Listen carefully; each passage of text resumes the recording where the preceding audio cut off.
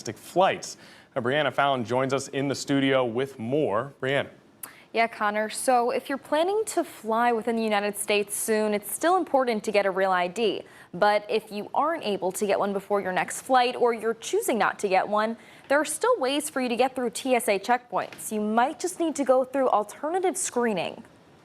After years of pushing back the initiative, the enforcement of real IDs goes into effect in just over 24 hours. And when it comes to getting through TSA, you'll want to have your real ID handy. It's going to affect every airport across the United States. But if you do not have a real ID and plan on flying domestically, there are other valid forms of identification TSA will accept, like a passport or military ID. If you don't have another accepted form of ID and only have a state-issued driver's license, there may be extra steps you need to take before hopping on an airplane. You may be subjected to additional screening from the TSA. According to TSA's website, if you try to use a license that is not Real ID compliant, TSA officers might ask you to complete an identity verification process. Come with that ID, even if it's not Real ID compliant, and they will find a way to accommodate you and get you on your flight with a minimal delay. If your identity is confirmed, you will be allowed to move through the TSA screening checkpoint as normal. But if your identity cannot be confirmed for any reason, you will not be allowed to move through the checkpoint.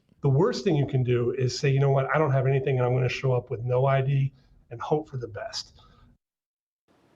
And if you're in a situation where your alternate form of ID is not being accepted at the airport and you believe it is valid and meets the new federal guidelines, Jones says the best thing to do is to ask for a TSA supervisor. Brianna Fallon, 13 News Now.